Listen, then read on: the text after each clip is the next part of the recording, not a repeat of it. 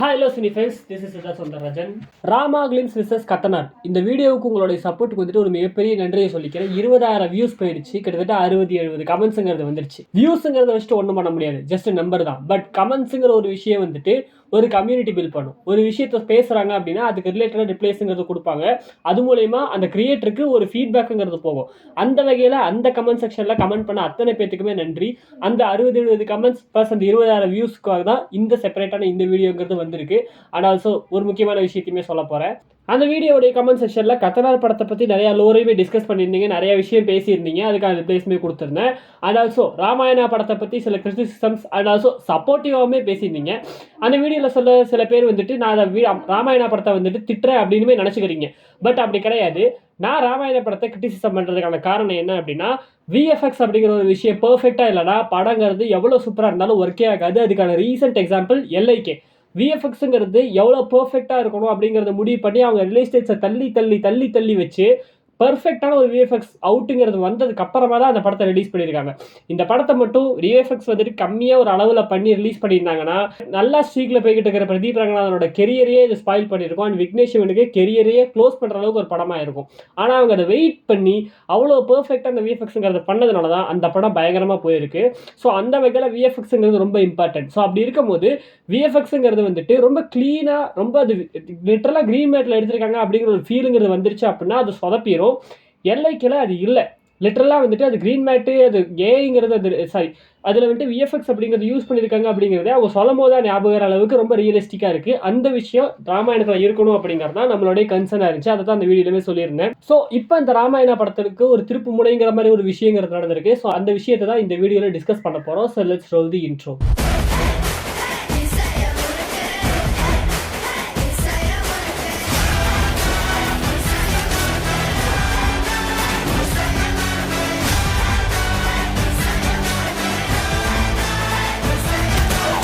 First விஷயம், சினிமாக்கான் அப்படிங்கிற ஒரு ஈவெண்ட் வந்துட்டு இன்டர்நேஷனல் சைடில் நடந்திருக்கு. அது என்னங்கிறத பார்ப்போம். வேர்ல்டு லெவல் இன்டர்நேஷனல் சினிமாவுடைய படங்களுடைய டீசர்ஸ் அண்ட் ட்ரைலர்ஸை வந்துட்டு சப்மிட் பண்ணுற ஆர் ரிலீஸ் பண்ணுற ஒரு ஈவெண்ட் தான் சினிமாக்கான்.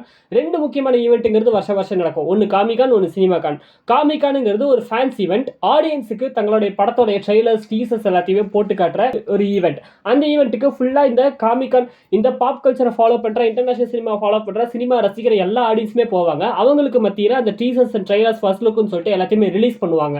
அந்த மாதிரி ஒரு ஈவெண்ட்ல தான் கல்கி படத்தோடைய அனௌன்ஸ்மெண்ட் அப்படிங்கிறத வந்துட்டு நம்ம பிரபாஸ், கமல்ஹாசன், இந்த படத்தோடைய டைரக்டர்னு சொல்லிட்டு நாகேஷ்வின்னு சொல்லிட்டு எல்லாருமே காமிகான் ஈவெண்ட்ல தான் கல்கி படத்தை அனௌன்ஸ் பண்ணியிருப்பாங்க.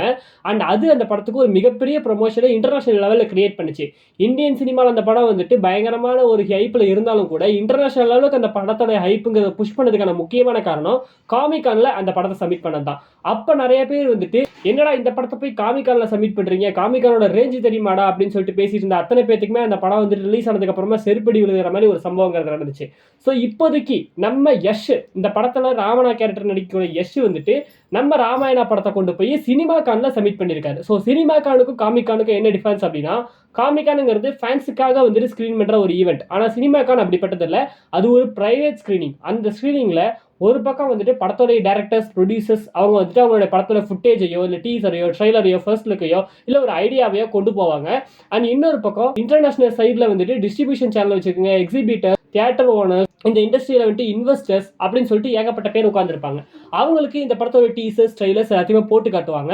அதுக்கப்புறம் லேட்டராக அது இன்டர்நெட்லையுமே ரிலீஸ் ஆகும். ஸோ அந்த டீசர் ட்ரெய்லர்ஸை பார்க்குறவங்க இந்த படம் நல்லா இருக்குது நல்லா இல்லைங்கிறது அவங்க ஃபீல் பண்ணுவாங்க. அதை பொறுத்து அந்த படத்தை அவங்க டிஸ்ட்ரிபியூட் பண்ணலாமா, இந்த படத்துக்கு நம்ம என்ன ஒரு பெனிஃபிட்டை கொடுக்கலாம், அதாவது பணம் வச்சிருக்கிற அத்தனை பேர் அந்த ஆட்கள் வந்துட்டு இந்த படத்துக்கு நம்ம என்ன பண்ணலாம் அப்படிங்கிறத யோசிப்பாங்க. இந்த வீடியோ பண்ணுறதுக்கு வந்துட்டு ஒரு முக்கிய தூண்டுதலாக இருந்த ரணக் மங்கட்டேலுக்கு வந்துட்டு ஒரு சின்ன தேங்க்ஸ் கார்டை போட்டுடுறேன். அவரோட வீடியோலேருந்து சில டீட்டெயில்ஸை இந்த வீடியோவில் நான் ஷேர் பண்ண போகிறேன். ஸோ ஒரு சின்ன கிரெடிட்டுங்கிறத கொடுத்துட்றேன். அவர் ஃபுல்லி ஃபில்மியோடைய கோ ஃபவுண்டர் அண்ட் ஆல்சோ ஒரு இண்டிவிஜுவல் யூடியூபர். ஸோ அவர் சொன்ன விஷயத்தின்படி வந்துட்டு இதுக்கு முன்னாடி டாப் கன் மேவரிக் அப்படின்னு சொல்லிட்டு ஒரு டாம் குரூஸ் படத்தோட படம் ரிலீஸ் ஆயிருந்துச்சு. எவ்வளோ பெரிய இன்டர்நேஷனல் ஹிட்டுங்கிறது நமக்கே தெரியும். ஸோ அந்த படம் வந்துட்டு ஆக்சுவலாக ஃபர்ஸ்ட் அந்த படத்தோட ட்ரெய்லர்ஸ்லாம் வரும்போது 90s ரிலீஸ் ஆன ஏதோ ஒரு பழைய படத்தோட சீக்குவலுக்கு எதுக்கு இப்போ ஒரு இவ்வளோ பெரிய ஹைப் ஆகிட்டு இருக்கீங்கன்னு சொல்லிட்டு எல்லாருமே பேசிக்கிட்டு இருந்தாங்க போல இருக்கு. அந்த படத்துக்கு பெருசாக ஹைப்பே இல்லாமல் தான் இருந்திருக்கு. ஆனால் இந்த சினிமாக்கான் ஈவெண்ட்டில் அந்த படத்தோடைய ஃபுட்டேஜை கொண்டு போய் காமிச்சதுக்கப்புறமா அங்கே இருக்கிறவங்க எல்லாமே இந்த படம் பயங்கரமாக இருக்குன்னு நம்பி அந்த படத்து மேலே காசை போட்டு அந்த படத்தை ரிலீஸ் ரிலீஸ் பண்ணி தான் அந்த படம் அந்த வருஷத்தோட மிகப்பெரிய ஒரு ஹிட் ஆச்சு. அண்ட் இப்போ ரீசெண்டாக அந்த F1 எந்த அளவுக்கு ஒரு இம்பாக்டை கிரியேட் பண்ணிச்சோ அதே மாதிரி இம்பாக்டை இந்த டாப் கன் மேவரிக்ங்கிற படத்தை அப்போ கிரியேட் பண்ணிருந்துச்சு. நான் அந்த படத்தை ரொம்ப லேட்டராக தான் பார்த்தேன், அதனால எனக்கு தெரியல. ஸோ அப்படிப்பட்ட இந்த சினிமாக்கான அப்படிங்கிற ஒரு ஈவெண்ட்டில் ராமாயண படத்தை போய் சப்மிட் பண்ணியிருக்காங்கும் போது எனக்கு என்னமோ வந்துட்டு இவங்க நாட் ஜஸ்ட் நான் ஒரு ஃபேன்சியான ஒரு படம் பண்ணுறேன் பாரு அப்படிங்கிற மாதிரி இல்லாமல் ஏதோ ஒன்று அவங்க வந்துட்டு பண்ணுறாங்க அப்படிங்கிற ஒரு ஃபீலிங் இருக்கு. நான் முன்னாடியே சொன்ன மாதிரி தான் ஒரு படத்தை செட்டு போட்டு எடுத்துட்டு அதில் விஎஃப்எக்ஸ் ஆட் பண்ணு அப்படின்னு சொன்னால் அதை பண்ணிட முடியும். ஆனால் ஆர்டிஸ்டோட மூஞ்சி தவிர இது எல்லாத்தையுமே விஎஃப்எக்ஸ் தான் பண்ணு அப்படின்னு சொன்னால் அது கஷ்டம் அப்படின்னு சொல்லியிருந்தேன். பட் கஷ்டமாக இருந்தாலும் நாங்கள் பண்ணி காட்டுறாங்க ஒரு கட்ஸுங்கிறது அவங்களுக்கு இருக்கிறனால தான் சினிமாக்கான அளவுக்கு அவங்க போகிறாங்கன்னு சொல்லிட்டு நினைக்கிறேன். ஏன் அப்படின்னா மேபி அவங்க வந்துட்டு நான் இப்படி ஒரு படத்தை பண்ணுறேன் அது ரிலீஸ் ஆகட்டும் பார்த்துக்கலாம்னு சொல்லிட்டு அவங்க கேர்லெஸ்ஸாக இருந்தாங்கன்னா சினிமாக்கான அளவுக்கு அவங்க வந்துட்டு போக மாட்டாங்க. பட் சினிமாக்கான அளவுக்கு போகிறாங்கன்னா ஏதோ ஒரு கன்விக்ஷன்ங்கிறது அவங்களுக்கு இருக்கும்னு சொல்லிட்டு தோணுது. டெக்னிக்கல் சைடில் அவங்களுக்கு சப்போர்ட்டுங்கிறது இல்லை, பெருசாக இல்லை. அவங்களுக்கு வந்துட்டு இந்த விஎஃப்எக்ஸ் எல்லாமே வந்துட்டு பர்ஃபெக்டாக வரலை அப்படிங்கிறதுக்காக மட்டுமே இந்த படத்தை வந்துட்டு நம்ம அப்படியே ஒதுக்கக்கூடாதுன்னு தான் நான் நினைக்கிறேன். அண்ட் ஆல்சோ இந்த படத்தோடைய பட்ஜெட்டாக பார்க்கும்போது ஆப்வியஸ்லி சொன்ன மாதிரி 4000 கோடி 2 பார்ட்டையும் சேர்த்து வச்ச பட்ஜெட். இந்த 4000 கோடிங்கிறது வந்துட்டு ஸ்டாட்டிஸ்டிக்ஸ் வைஸில் ரணக் மங்கட்டில் சொன்ன மாதிரி நம்ம ஊர் இந்தியாவில் வந்துட்டு 10,000 ஸ்க்ரீன்ஸில் வந்துட்டு ஸ்க்ரீன் பண்ணி அத்தனை படத்தையுமே எடுக்கவே முடியாது. அது இம்பாசிபிள், மிஷன் இம்பாசிபிளை விட ரொம்ப ரொம்ப இம்பாசிபிள். ஸோ அப்படி ஒரு நிலைமையில் இருக்கும்போது இன்டர்நேஷ்னல் லெவலில் இந்த படத்தை புஷ் பண்ணுறதுங்கிறது இந்த படத்தோடைய ப்ராஃபிட்டுக்கு ஒரு மிகப்பெரிய ஒரு கேட்வே ஓப்பன் பண்ணுற மாதிரி தான் எனக்கு ஃபீல் ஆகுது. ஏன்னா வேர்ல்டு லெவலில் இந்த படத்தை ரிலீஸ் பண்ணுறாங்க அப்படிங்கும்போது வேர்ல்டு லெவல் ஆடியன்ஸுக்கு இந்த படம் வந்துட்டு டிஸ்ட்ரிபியூஷன் ஆகும். இந்த சினிமாக்கான ஈவெண்ட்டில் இதை வந்துட்டு காமிச்சு அங்கே இருக்கிற இன்வெஸ்டர்ஸ் வந்துட்டு இந்த படத்தை நான் இன்டர்நேஷனல் லெவலில் ரிலீஸ் பண்ணலாம்னு சொல்லி முடிவு பண்ணியிருந்தாங்க அப்படின்னா இன்டர்நேஷனல் லெவலில் இந்த படத்துக்கு ரிலீஸுங்கிறது கிடைக்கும். அண்ட் அந்த படம் ஒருவேளை ஒர்க் ஆச்சு அப்படின்னா இந்தியன் சினிமாவுக்கு இந்த படம் ஒரு திருப்பு முனையாக அமையறதுக்கான ஏகப்பட்ட வாய்ப்புகளுங்கிறது இந்த சினிமாக்கான ஈவெண்ட்டில் யஷ் போய் செஞ்ச இந்த விஷயத்தின் மூலயமா நடக்க போகுதுன்னு சொல்லிட்டு நான் நினைக்கிறேன். ஸோ என்ன நடக்குதுங்கிறத நம்ம வெயிட் பண்ணி பார்ப்போம். இந்த சினிமாக்கான ஈவெண்ட்டில் ஏகப்பட்ட படங்களுடைய அப்டேட்ஸுங்கிறது வந்திருக்கு. அந்த அப்டேட்ஸ் எல்லாமே நான் அடுத்த சினி அப்டேட்ஸ் வீடியோவில் சேர்த்து சொல்கிறேன். இந்த வீடியோவில் அதை சொல்ல வேணாம்னு சொல்லிட்டு நினைக்கிறேன். இந்த வீடியோ முழுக்கவே ராமாயணத்துக்காக பண்ணக்கூடிய ஒரு வீடியோவாக அமைச்சுக்கிறேன்.